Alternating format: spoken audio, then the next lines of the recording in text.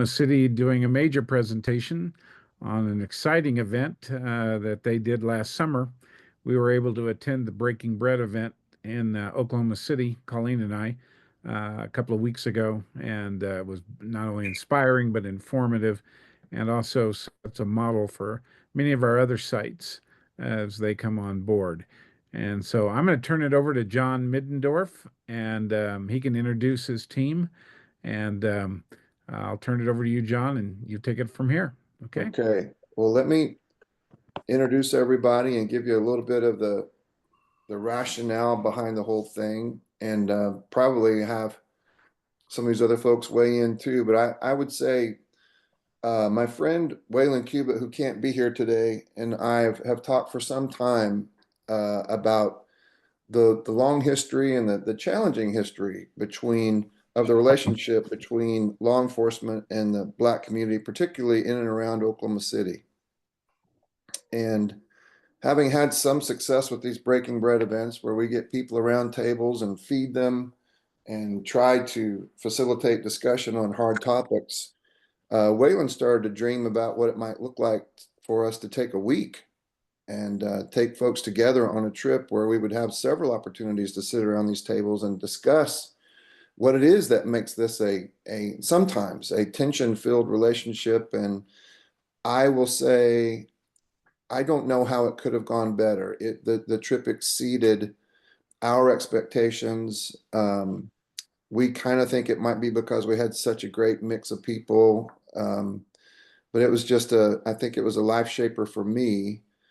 And so this 15-minute video is a 15-minute recap of the entire thing. But before we watch it, let me introduce these good folks to you. So I don't know how they appear on your screen, but I see Tim Dorsey from the Edmond Police Department. There he is right there. And then Whit is from the Del City Police Department.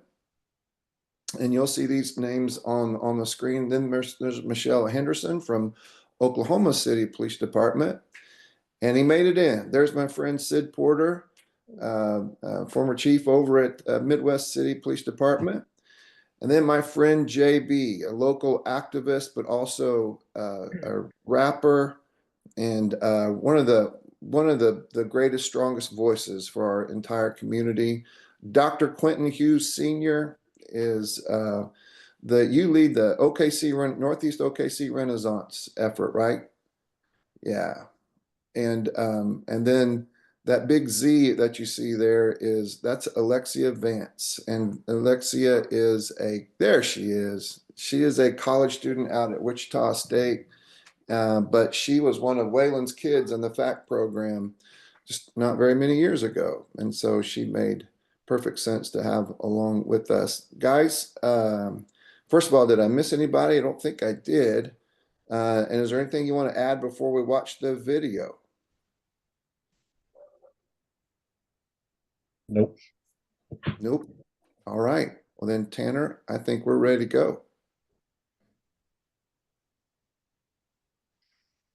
Okay, just let me know. Give me a thumbs up if the audio sounds like you can hear it clearly.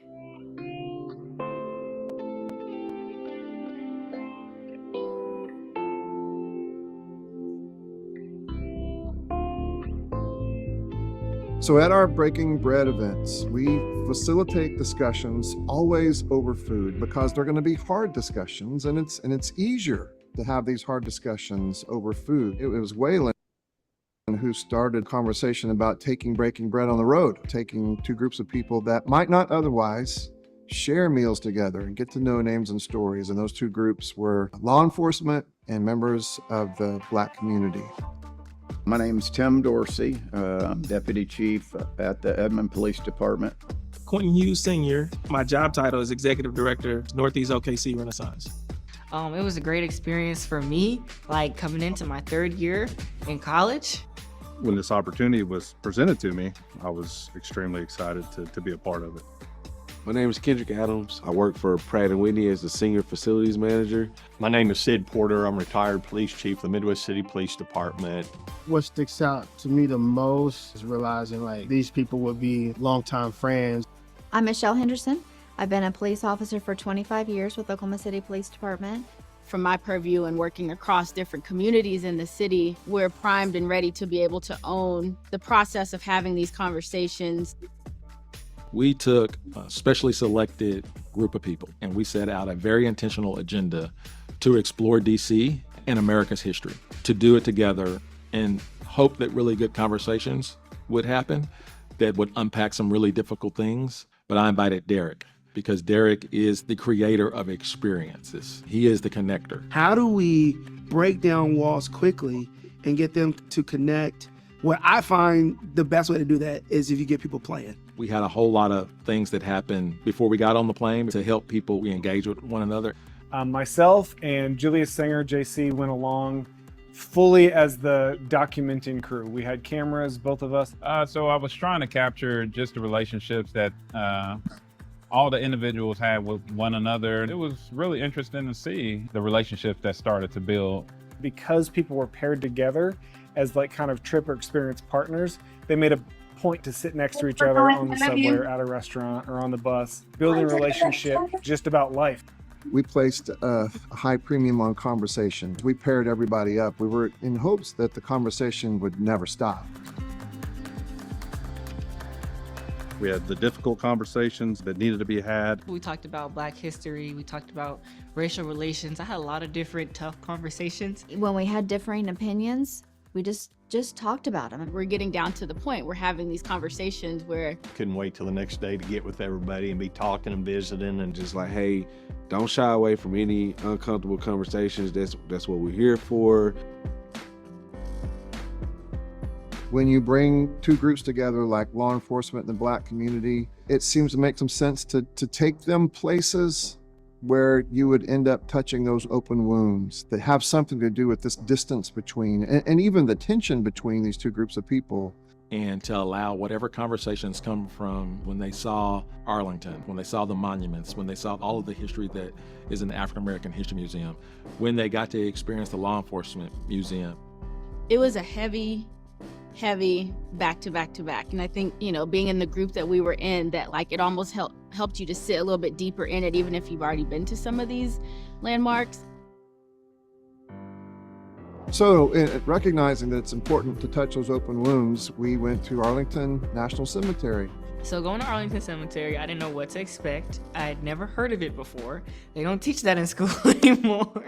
I'd been many times to Arlington, and just the thought of looking out and, these are soldiers who have died for the country, kind of what it means as an American and how just patriotic it made me feel always to be there. And I'd actually been to Arlington before, the Tomb of the Unknown Soldier.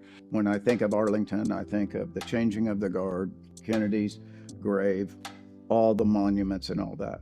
As a veteran, that's always going to be a very gut-wrenching experience to go to a cemetery like that. But then you dive a little deeper into the history. I think it was Waylon, like, hey, we're going up here to this Arlington house. I'm like, I don't even know what that is. Well, that completely changed the perspective of the Arlington Cemetery, and to see, oh, this place was actually a plantation. I was not aware that it was originally a plantation at one time owned by Robert E. Lee. A lot of people didn't know Arlington Cemetery had slaves there. And, when we got to the top of the hill, we were able to tour like the slave cabin. The most shocking moment for me to just sit in was definitely the slave quarters at the Arlington Cemetery. And the slave aspect, those are things that I had no idea about. We walked through the slave quarters. I'm seeing him able to imagine what it looks like. And then he's pointing out to me, look at that, look at that, look at that. I can tell like he's taking it in and like processing it. A lot of people these days, they don't understand the history or their ancestors and their history. And learning that was like day one. That was like, okay, you better pay attention in this trip because you're going to learn a lot. And in fact, that's where we saw some of the greatest growth take place on the trip, is when we were having those hard conversations. It's when you see Michelle and JB sitting at Arlington on the back of the house that was built by slaves. I sat down by JB, and to have a conversation with JB, who is completely different than me, and see his perspective was eye-opening. They've had the opportunity to live a life where those things have never been an issue for them. Those things have never been something that they had to confront or deal with or work through. You know, I don't got that option. I had thought of Arlington as this sacred ground, and I think it is, but to hear a perspective, I think it was JB that was like, I wouldn't want to be buried here. It's a plantation. And like, oh, but that's reality. Just seeing that openness, it gave me hope. You know what I'm saying? It gave me hope for people, period. And so on another day, we went to see the African American History Museum, and we took our time. From 1492 to present with the African American Museum, it was a lot to take in. It's massive. You could spend hours or days in there. It was sad. It was depressing at times. It was super informative. The gravity of us being there together didn't escape me. We understand that there's very historically a conflict or a dissonance or disagreement between law enforcement and the Black community. And that goes all the way back, right? Hundreds of years here in the United States, right? Before it was the United States, there was a conflict. You know, there was a time where I thought people wanted to run from that history, or like people didn't want to know that history, or they wanted to ignore it. Now, realizing like some people just don't even have a clue. But once you get in that museum and you get a dive in depth into what African American people had to go through, it's very sombering. The emotion, I'll never forget. I mean, if that don't hit you in the gut and make you think more. There was things there that really gut punched me quite a bit. So, You know, the Emmett Till portion of that always just kind of takes me out. Your throat kind of catches when you think about that.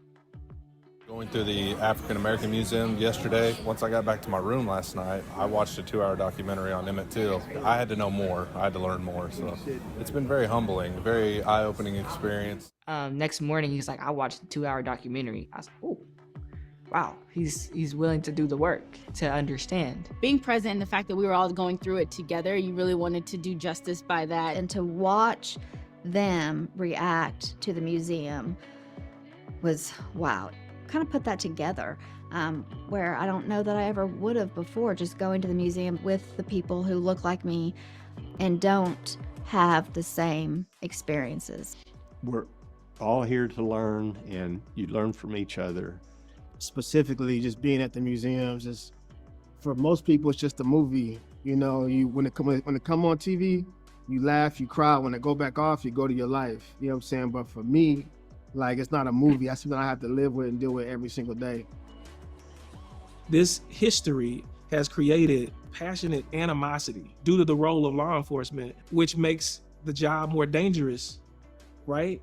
And for them. And so I think that helped me quite a bit, getting to understand why there's a backlash with police. If you don't understand that why, then we can never correct it, right? that latent anger is very much contributing to the fear of a white police officer that has to come here and police a community that they feel like hates them. At the same time, if you're a community member, it's hard for me to expect for them to not be scared.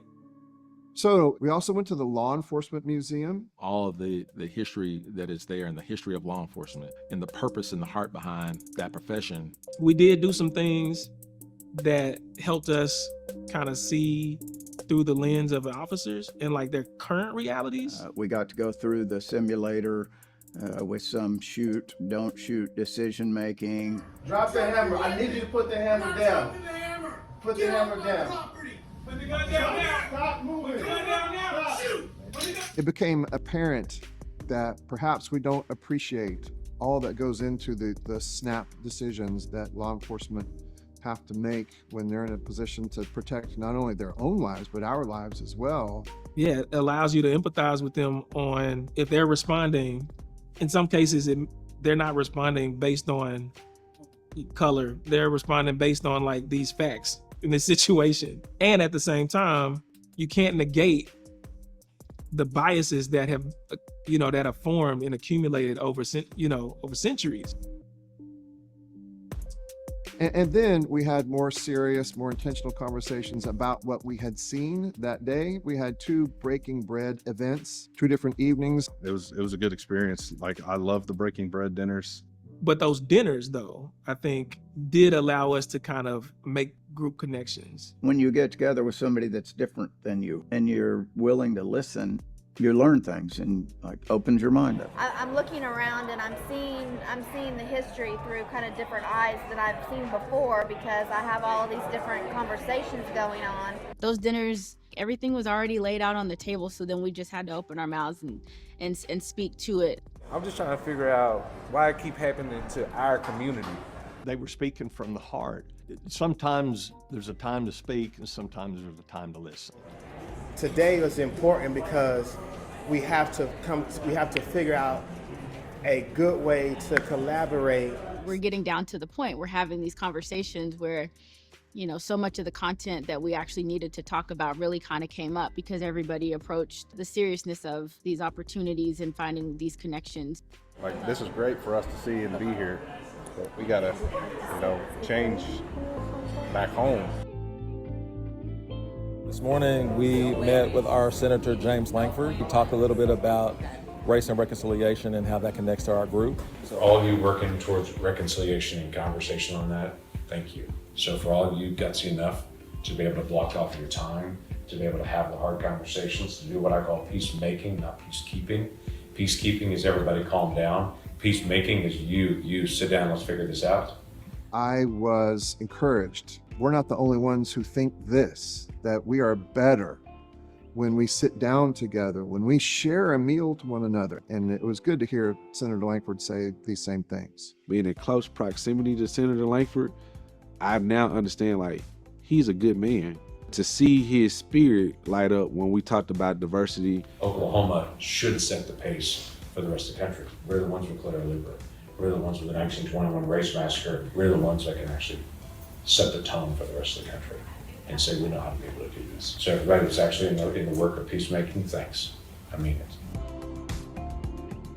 Right now, it seems like some of the loudest voices in our culture have a vested interest in us being divided. But at the end of that cycle, typically you have violence and you have the fracture of a culture. And while we need good policy, I'm not convinced that you can merely legislate your way out of that division and that potential violence. You can't punish your way to peace.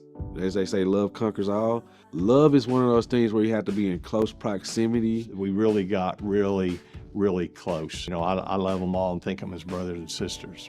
What ended up happening was relationships formed, and relationships protected the conversations. We made friendships. We were just being friends. It was just amazing. But when you have a relationship, build a little trust, get some friendship, then you're like, oh, I'm not offended by it. Tell me how you see it. So this trip will be as successful as the staying power of the friendships that were formed during the trip. This trip showed me that a lot could be possible.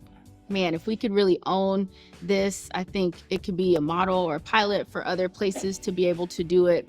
I hope it starts other conversations, similar conversations in other parts of the community. I had conversations like that with people like, when I come back, I want to talk to this person. I got to talk to my friend over here. Like, those things gave me hope. And to me, that's my goal every day, is to bring this to anybody that will listen to me. It's hard to imagine how far-reaching that could be.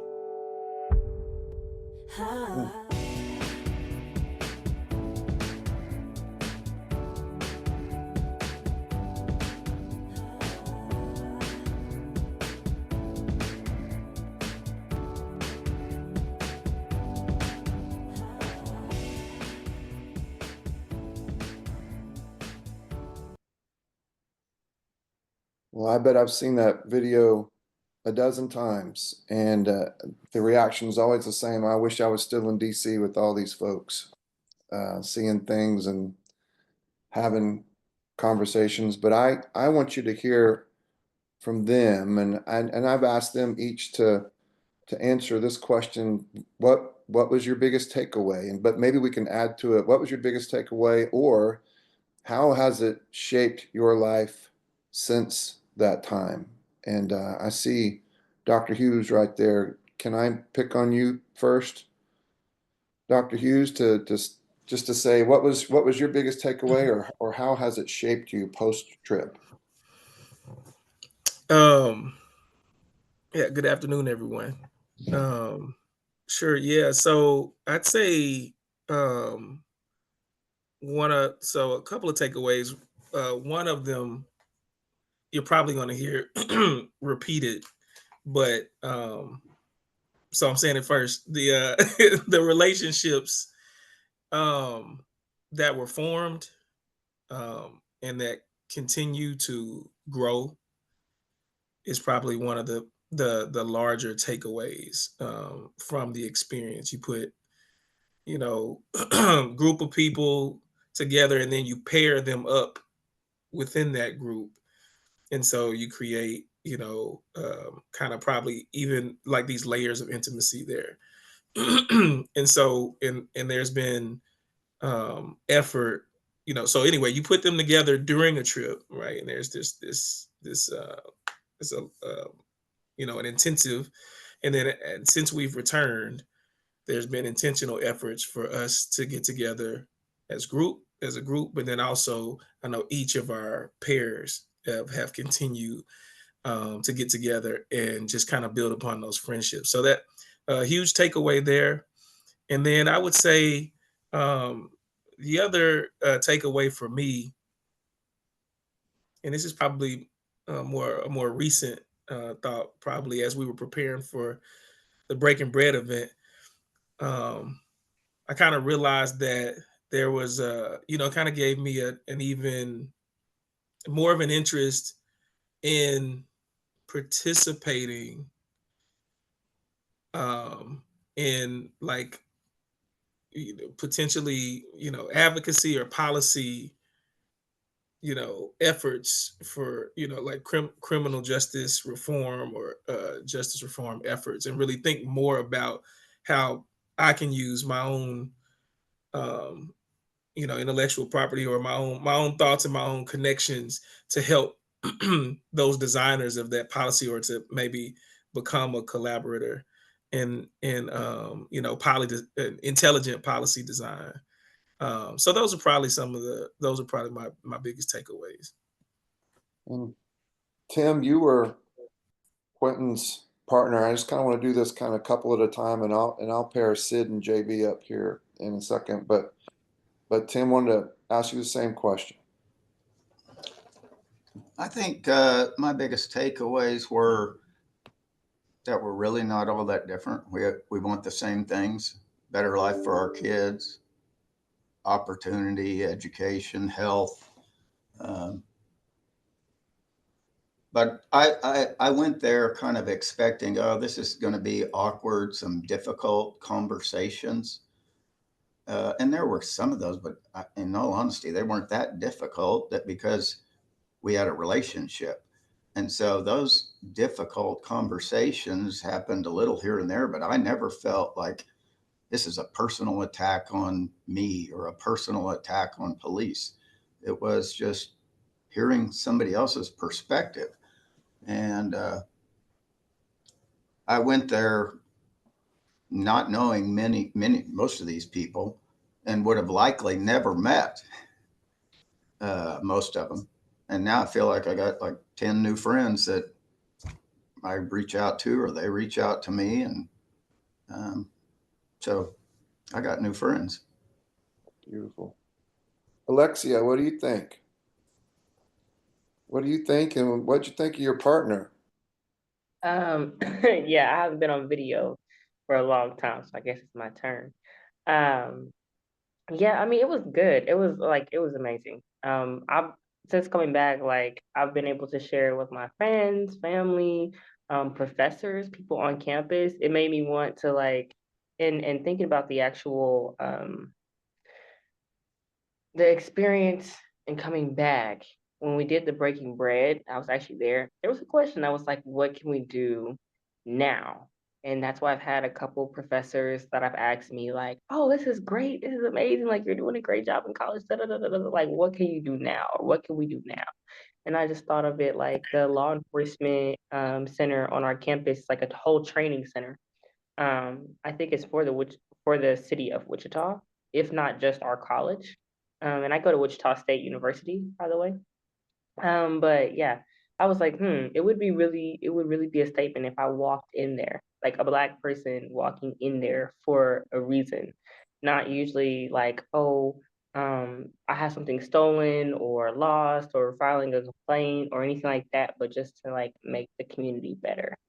That makes a statement. And then you asked me about my partner, Wit. That's what I'm talking about. I Wit.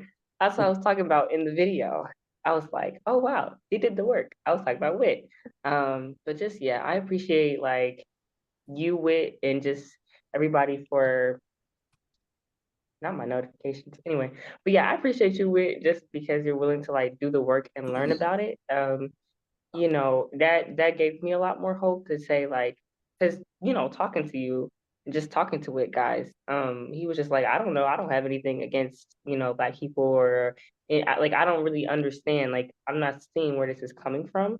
And so he was able to do some of the work within his own history, his own family, his own community, like unraveling those layers and saying, okay, this is why there's an issue.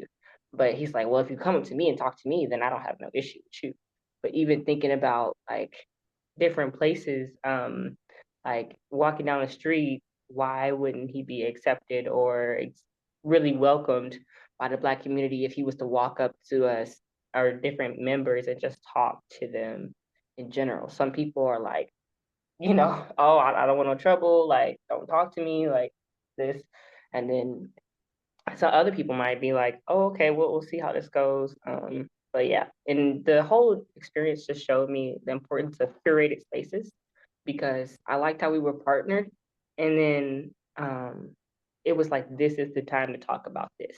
Like curating that space and saying, like, this is the time to get it out on the table. Here are the premises, we're going to be respectful in our conversation. We're here to learn and listen. We're here, all those different things that y'all set as a baseline and then building those relationships first before the trip and everything. It's like, okay, it makes sense to go into the trip and actually be a lot more comfortable. So y'all curated that space really well. And I think that's what led to a lot of the success. Beautiful. Whit, what do you think? Alexia said it well. Before this trip, I was just very closed off. I was like, why? It's not me. Why is everybody angry at me as a police officer? I never understood it, and I just kind of went with it. After going on this trip and getting to going to the African American History Museum and actually getting an understanding of why, and then getting to have those conversations with the group over these breaking bread dinners, and finally getting an understanding of it's a cultural thing, and it's come from many years before me and ancestors before me, and having lunch with Alexia on certain times and getting to understand her perspective, and then the breaking bread dinners at night and hearing everybody else's perspective on why we are the way we are as law enforcement in the African American community. It was just a very, very humbling experience for somebody like me that's always kind of just grown up very, okay, whatever, just I'm here. and so seeing the reality of what it is and how much work we have to do, it was very, very good for me. And being with Alexia, she had very good insight on a lot of topics and questions that I had for her. As the video showed, the Emmett Till story. I don't know why that story particularly stuck with me, but it did. And that was the gotcha moment. Like, pay attention. You got some stuff to learn and get outside your comfort zone. Because when I got selected for this trip, it was very well outside my comfort zone. I was like, oh God, what did I get into? What am I doing?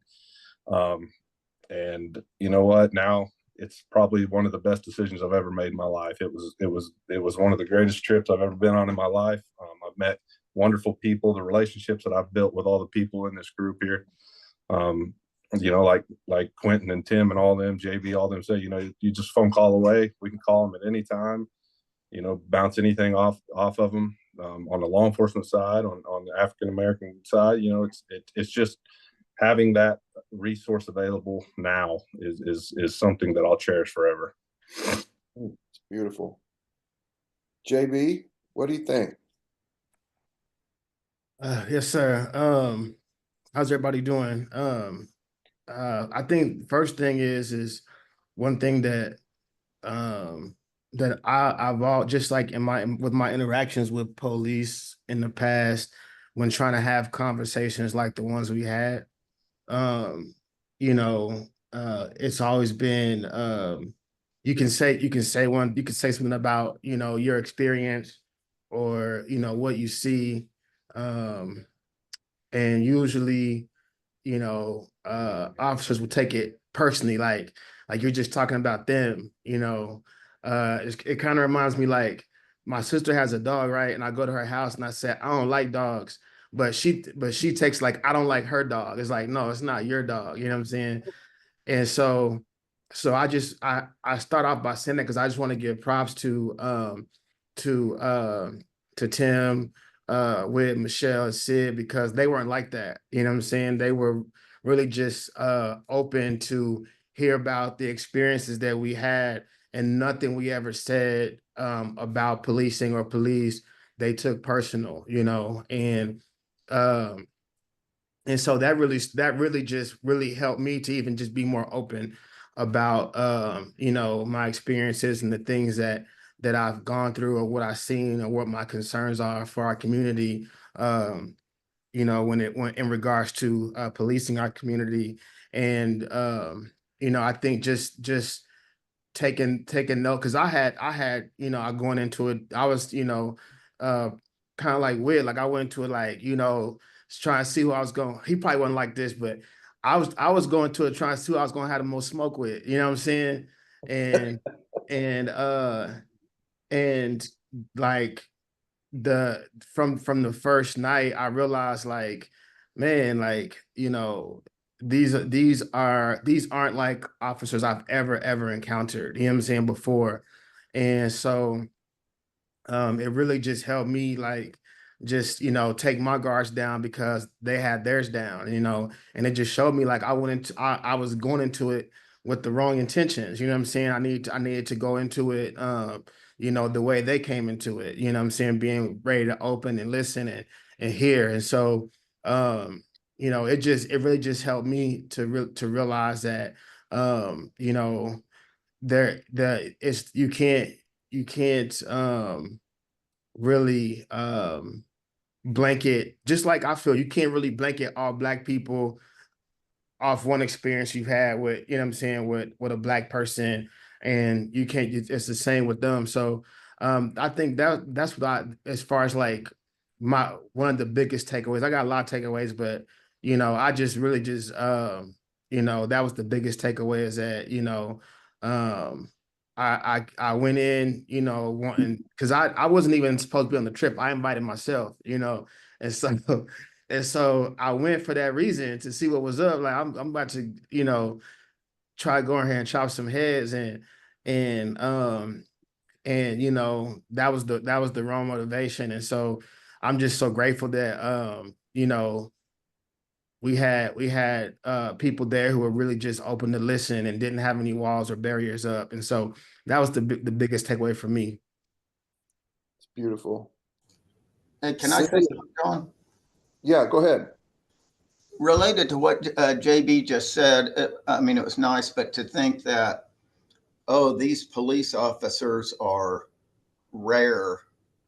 I don't want to speak for the other officers, but I feel like I'm just like almost every officer in my department. There is a bunch of good people, many way better than me. And, but it's that one or two or a small percentage that there's a bad incident and give us a bad name. And so I appreciate what JB's saying, but I ain't much different than most of the other guys and girls I work with. Gotcha, Sid. And then we'll go to Derek and then Michelle. Sorry, Michelle, but we'll go to Sid right here. Well, a lot's been said, and you kind of look at the police officers. You have me and Tim, who are older, Whit, and Michelle, who's younger. And, we've had different experiences just in law enforcement. And when I became the chief, I went to my first Breaking Bread and enjoyed it so much and just learned so much that I did a couple of those at my own department. Did one with recruits that come out of the academy, and the following year I did them with my supervisors. And then so blessed then get to go on this trip, because what I've learned with myself too is you can hear the stories, you can read about them and everything, but these were personal with each other because we got there, we got to know each other, we love each other. And when I heard things that happened to JB when he was young to his father and with him, and then later on how he was treated, but him and his father became a police officer and still is a police officer. And JB loves his community so much that he works in his community and goes out and in peace and love, trying to help people. And he's got a great program going on. And what to me is, he was treated wrong. His dad was treated wrong, but he did something about it and got out there. And knowing it personally, it just breaks my heart. The African American Museum, when I went through there and I saw a fellow sister real upset, and it just broke my heart. When I'm seeing pictures of things that were done, it just really opens up a big understanding of, well, no wonder, we have some of these issues. Look at what has happened in the past and how can we make it better in the future. I would hope that all my officers, to me, a lot of it comes from leadership. How your police department act is going to come from the top. If there's things going on all over the place, and there's going to be incidents and things come up like there is with any profession, but how the leadership handles it, how they look into it, what they do about it. And because I would like to think that most of the people are going to do the job they should and treat others like they'd want to be treated. But this trip is just, my wife went with me too. There was some other family members. It was just a great experience with everybody. We really got close and shared. We still communicate. We've got a nice text group, and you just never know the conversation that's going to come up on that. And we have get-togethers, still planning in the future. But I just was so blessed to get to be part of this, and it really helps and really works, because now we get out into the community and meet others, and it just spreads. So it was great friendships, but just the personal things that I learned from each person that went really opened my eyes and especially my heart. Beautiful. Can I Thank you, jump in Sid. here real quick? I don't want to take nobody's turn, but Sid has said it before at the actual Breaking Bread. He was like talking about somebody crying, like that person was me. Just because it was like really eye-opening. It added a lot of context to why things are the way they are. I didn't really get a chance to love the opportunity to live through the civil rights era or anything like that. And so a lot of those things were like it added context to our struggle. So that was me. But I'm a All good. And there's my friend Derek. Derek was invaluable to facilitate our discussions to help bring those walls down. And so I'm really curious, Derek, what would you say was your biggest takeaway? Yeah, I know in the planning of this experience, taking this very specific group of people to DC, I think sometimes when it comes to justice work and when it comes to these hard conversations, we kind of get this reprieve or this rest because we engage in the topic.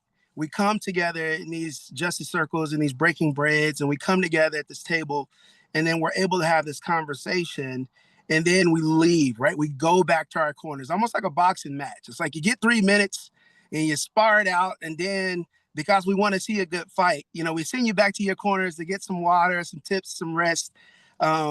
But what was unique, and I'll say these two things, I'll make it brief. What was unique about the DC trip is that very rarely did we get to go back to our corners. And when you don't get to go back to your corner, you're forced to engage in a way that you engage when you're rested, you engage when you're tired, you engage when you're fatigued, You're engaged when you've had the conversation or when the same thing has been said multiple different times, and you don't get the opportunity to disengage because we keep you together all day, all night, all morning, from museum to museum, from trip to trip. It's so important to be able to have this conversation. And for anybody that knows what conversation is like when you're tired and when you're fatigued and when you've walked across the city and when you're probably deprived of sleep, is that you start getting honest. You have the opportunity to either tap out or you're like, listen, this is just what I'm thinking, okay? All right. And I think there's some gold in that. The way that I think that transfers back to the city is that what relationship does, it has this very unique way of not only expanding your community, but shrinking the idea of neighbor and community, right? You get to expand because somebody lives in Midwest City and somebody lives in Dale City and somebody lives in Edmond. And so now relationship has expanded my reach, but it has shrunk my community so much so to where I don't get to disengage as much. Tim doesn't have the opportunity to put me down because I'm in his heart now. I'm in his heart. Not only do we go golfing, and not only am I coming to Edmond and he's coming to where I work and he's coming to my side of the city and we're golfing together, Tim doesn't get to pull away and rest from this conversation of justice. He doesn't get to pull away and detach from it because I'm in his heart now, right? Whit doesn't get to pull away from Alexia. He doesn't get to do it, right? In the same way, they don't get to pull away from me. I don't get to pull away from them because they're in my heart and they're on my mind, right? And they're part of my family. And so when we talk about the biggest takeaway from this opportunity of putting people together is this narrative of being able to get engaged and disengage. You don't get to disengage anymore because we talked about some hard topics. You don't get to disengage because my oppression hopefully is now your oppression. And the way that people see cops, I absorb that now, right? Because we're together. And so when we're talking about this breaking of bread, the sitting at tables, having intentional conversation, not only does it expand our reach, but it has shrunk our communities to where you don't get to take reprieve and rest from me. You're part of the fight now. Oh, love it. Michelle. Michelle was our Oklahoma City Police Department representative, and I'm curious not only what your takeaway is, but what you're able to take back to the OCPD. First of all, I just want to say what everybody has said is exactly what I think and what I feel. Derek talked about being forced to interact. It really wasn't forced interaction. We weren't forced to be together morning, noon, and night. We chose to be together morning, noon, and night. There was a lot of downtime written into the script, to the schedule, which before we went, I was very thankful for, because I thought this is going to be so hard. This is going to be out of my comfort zone. This is going to make me uncomfortable and awkward. I hope I don't offend anybody.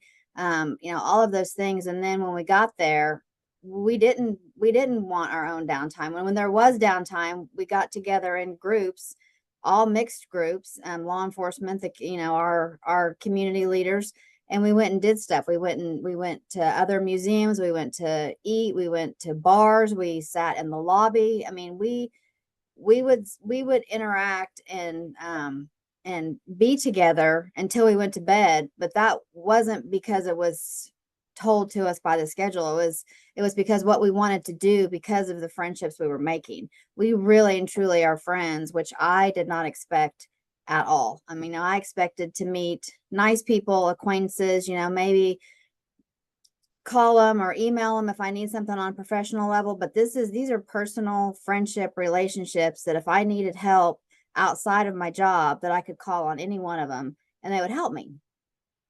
So my biggest perspective, my biggest takeaway, I guess, is perspective. I didn't ever really have perspective. It was probably the very first day at Arlington when JB talked about not wanting to be buried at Arlington. I'm like, oh my gosh, well, how could that be? Well, then you think about the slaves and everything that happened there because of Black people. And I understood, perspective. I didn't have that perspective before. I had never sat on the steps and talked to Black people at Arlington about what they saw and what they felt. And so it just carried over in every conversation, everything that we talked about, everything that we saw, everything that we did. It was perspective. How I could see things differently from the trip and from meeting friends and learning these things and take them back to my police department, to my life, to the people that I work with, explaining just what I saw and what I felt and how that Black people can have these feelings because of the history and because of what happened to them, even though they weren't slaves. Nobody that we went on this trip with has ever been a slave. Nobody's probably hundreds of years ago. Nobody's that they know has ever been a slave. Well, but you still have all of that background. When you look at those pictures, when you read the things that happened, even as early back as my parents' lives in the civil rights movement, you can see how those things, at least I could see how those things would affect somebody who never experienced it personally, but because of what had happened to people that were like them, that formed what they thought and how they felt. And that was probably the biggest thing for me. I don't know if I'm saying that very well or not, but just being able to have the different perspective of people in the community who I just haven't ever had the perspective of before. Not because I didn't want to, just because it just didn't come up in my life. So I was very appreciative to learn and to see and to meet the friends that I did.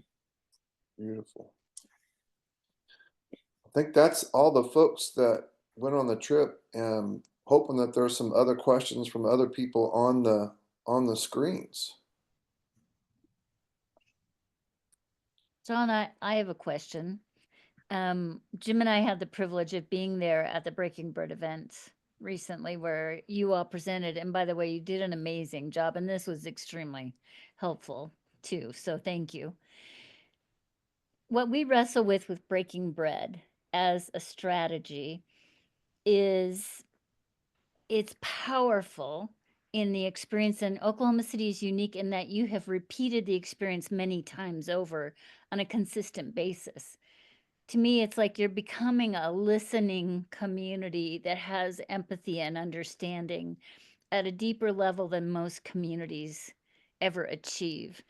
And the power of the story of this experience, which was so concentrated in a week's time or however many days it was, and you were together experiencing these very powerful places that opened up the wounds in a way that could be seen and experienced and felt.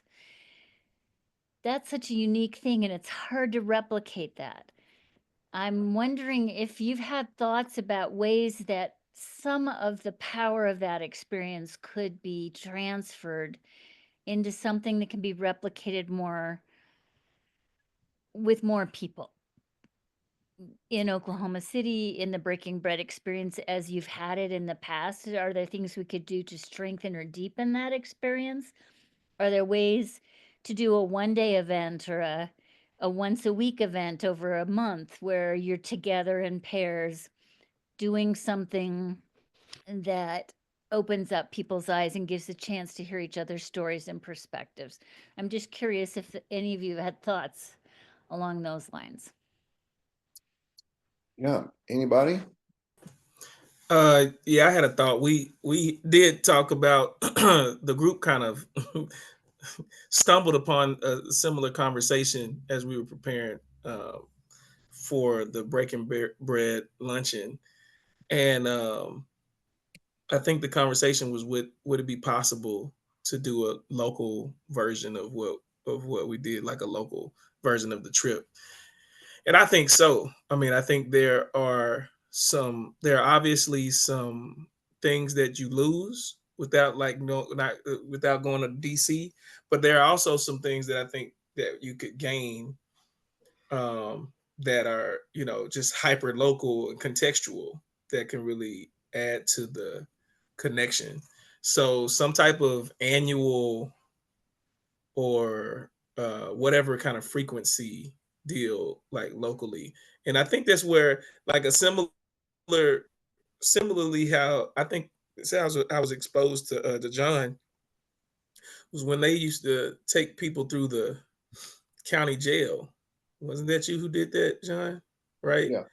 And so, and I feel like there was a frequency by which they did that, and that probably maybe set the stage for the breaking bread luncheons. So it's like those types of experiences. He figured out how to do it at a certain scale or whatever.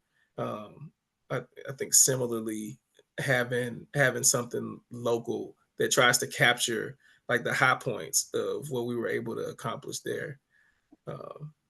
Yeah. That's good. Hey, Anybody else? John, I'll jump in there as well. I think that Ms. Koppel, is that how you say it? Okay. Yeah, I think it's really about the people and the prompt, right? I think we used DC as the landscape, as the backdrop, and we used the museums as the prompt. But I think anytime you get a group of people together intentionally to discuss a prompt, I think getting the right voices there, because you can make some headway by having a very homogenous group, people from the same area who think the same. And I think we can kind of clarify what we believe and why we believe that. But I think where ground is gained is where you get different people in the room and then you have the right prompts.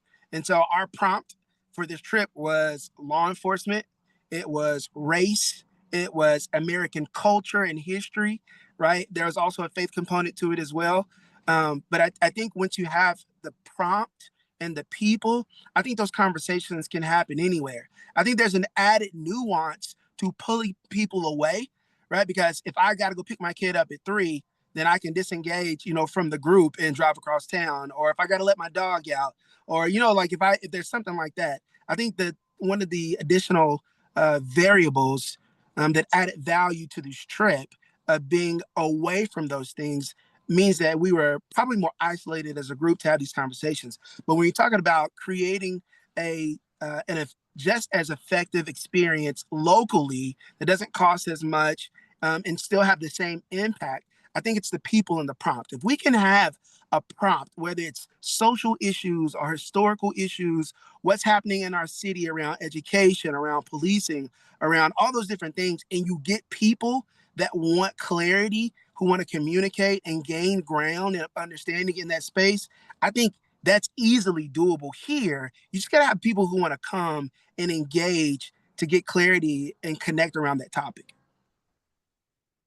Yeah. I was gonna add one thing, and I have to jump off after this. I was gonna say, locally, I think that we should, even without like a group like Breaking Bread or a lunch or dinner like that where it's organized. I think that we should all be really trying to do that on our own anyway. One thing I always do, like whenever I have a show or something, I always finish by making people go and shake the hand and meet somebody who doesn't look like you before you leave. But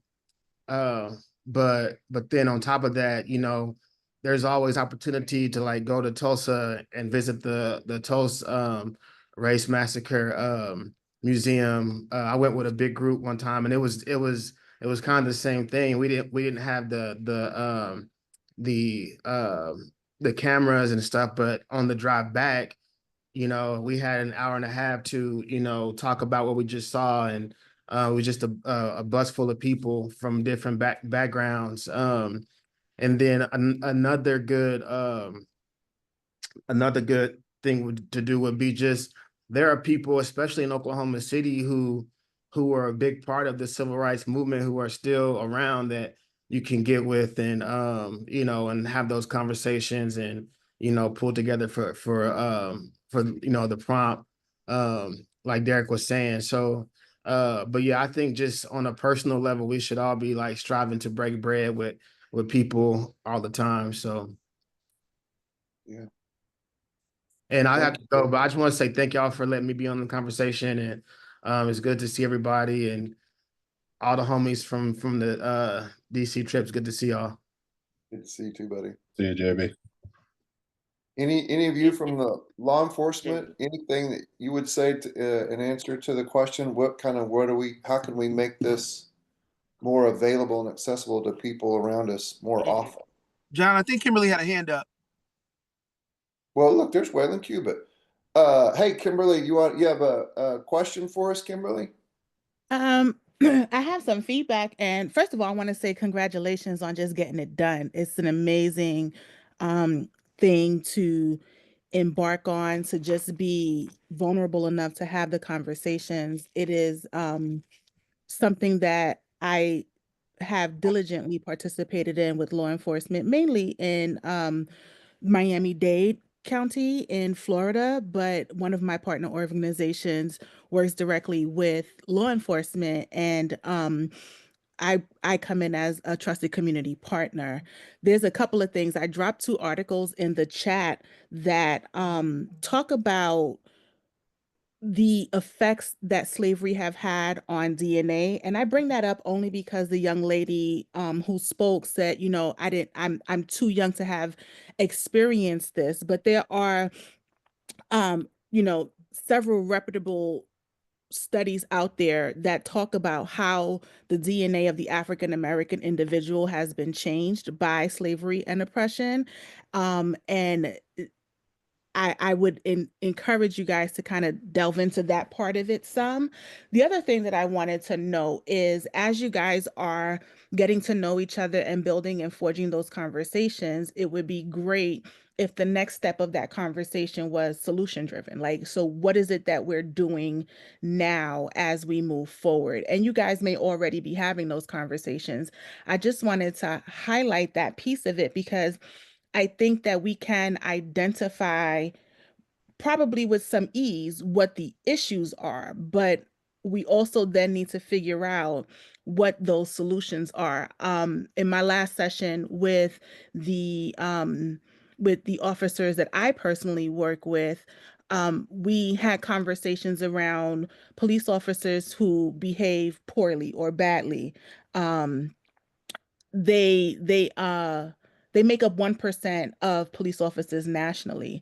But if my experience is only with that 1% of police officers, then my opinion is different. And vice versa for police officers. If their experience with individuals is just the 1% or 2% or however many percentage of individuals nationally are criminals, then that also then skews how it is that you view that community. So just taking an opportunity to really dive deep into what those biases are and how they're cultivated, and then coming up with the solutions to that.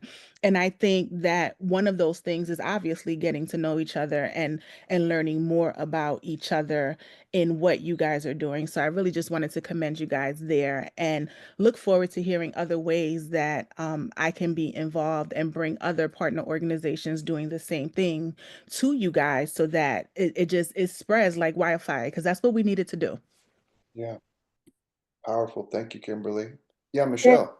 the what Kimberly talked about is not in the chat because I would definitely like to read that. And it was kind of the perspective, Kimberly, that I got, that my thinking was incorrect, I think, after meeting my friends and seeing what I saw. So I would be very interested to read that DNA stuff.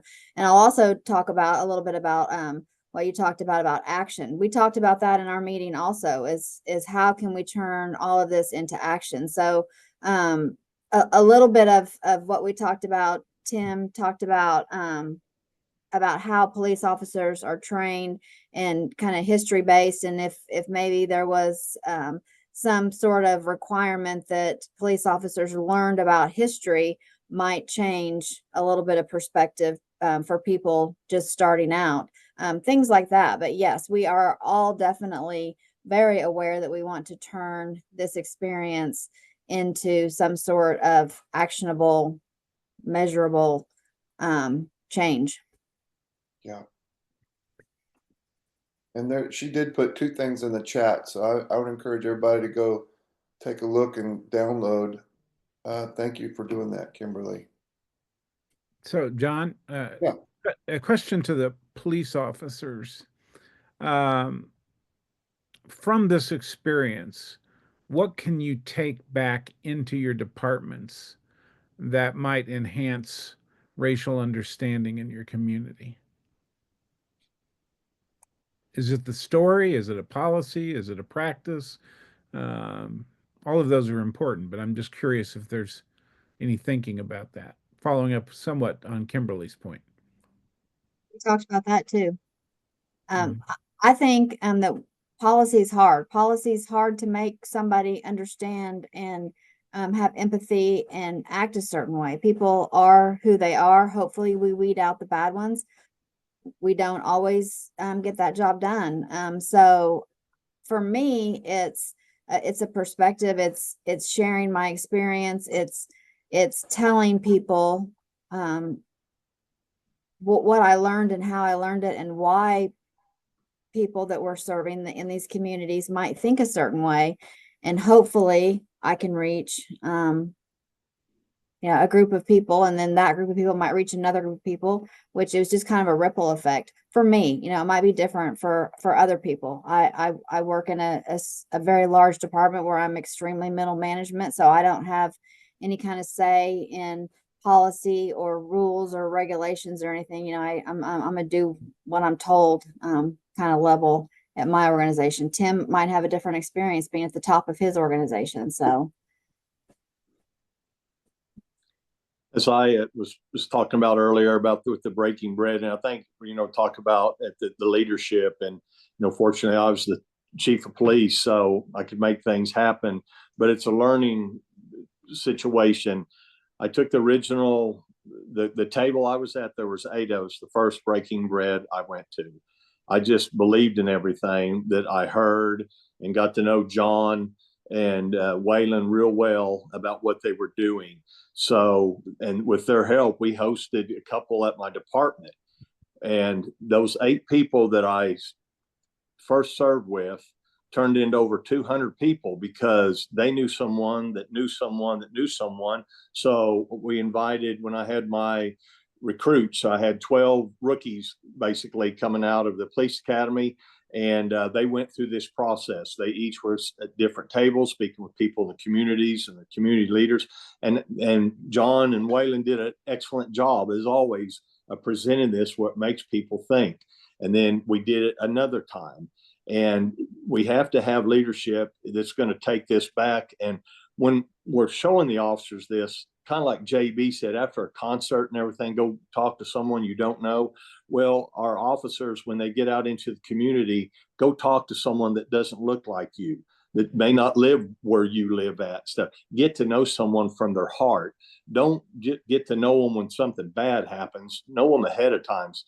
I mean, I had my officers, there's one also had basketballs. He'd go over the community and be given these basketballs and get out there and just play basketball with them. And I know a lot of other departments in the metro area do it, but it has to be, we can put things out there and people can come to a meeting, but if they don't want to get involved in it and they go back and don't change anything, it's not going to help. But we just have to stay on top of it and keep doing what we can. And it just, I think it gets better and better. And this group here, we're always learning from each other and taking that and passing it on. Cool. It's good. John, I have a question. Yeah. For the law enforcement people, you went to a lot of wonderful places. Which one place would you say had the greatest impact on you? Tim, you were about to speak up. You want to take a shot at that one? You and Whit? The place, the African American Museum and the Holocaust Museum had the biggest effect on me. And just real quick, I'll touch on policy or changes or things like that. I would think most departments already have policies in place against racial profiling, those kind of things. Kind of like Michelle mentioned, you can't dictate treat people the way you want to be treated. And so I think that, you can't just put that in a policy that simple and everyone will go do it. I think you make a difference one person at a time, one contact at a time, and that you model that whether you're the chief of police or the first person, the youngest rookie on. I think hiring is super important. And I was having a conversation about this with a guy who's been here a handful of years, and his synopsis was, "You mean really it's just about be a good person?" And I said, "Yeah, you pretty much got it. That's it. Have a good heart, be a nice person." But I think finding those people is what we want, and especially larger agencies that are hiring 100, 200 at a time can be really challenging. And so I think to dictate, okay, effective immediately, we're going to all start doing this, doesn't work. But having that culture in your organization and letting people see how you treat people is will rub off on others. Okay. And that's the expectation, you know. Yeah. Thanks, Tim. Whit, what was the spot that had the biggest impact on you? I think I know. Yeah, it was most definitely the African American History Museum. Just like I was born and raised in a small town. I was never around any African American people growing up. So I had no thought or process on that or any history on any kind of African American history. You know, I joined the military, and, you know, I got thrust in with the African American community in the military. But so that was my first experience, and they were brothers and sisters to me in the military, you know. But then I became a law enforcement officer, and then I had, you know, people didn't like me, and I'm like, well, I don't understand that. I don't get why people don't like me. I'm a likable person, I think. So, you know, I went to this history museum, and like I said, going through that and then seeing the history of law enforcement in the African American community, you know, I was just like, okay, I understand now. I get where they're coming from, and I get their thought process on their opinions on law enforcement. So that was the biggest impact I had, was going to that museum.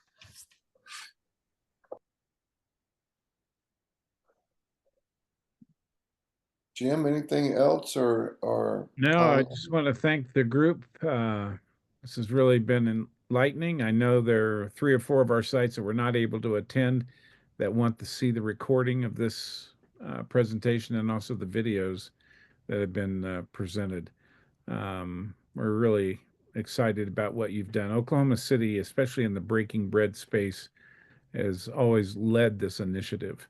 In fact, the interesting thing, I was at your very first Breaking Bread on March 12th, I think it was, right when COVID was announced. And Yep. I live in Utah, and the Utah Jazz lost to the game between Utah Jazz and the Oklahoma City Thunder was canceled. And it was an interesting event. And so, Yep. It was congratulations. stupid Huh? Rudy Gobert, I think I remember. Yeah, it was an interesting event, and you've led the way. And Breaking Bread is one of the pillars in our ACTNOW initiative, along with listening sessions and data collection. And a lot of our sites are focusing on youth deflection now, and chronic absenteeism. And Oklahoma City is also one of our pilot sites for that initiative, along with Schenectady, New York. And we've had good meetings in the last month with that. So again, thank you for your time, and appreciate the participation. So Yeah, and I see my friend Waylon down there, and he was one of the architects of this whole deal. Wonder if he's been listening in, has anything to give us before he has to go.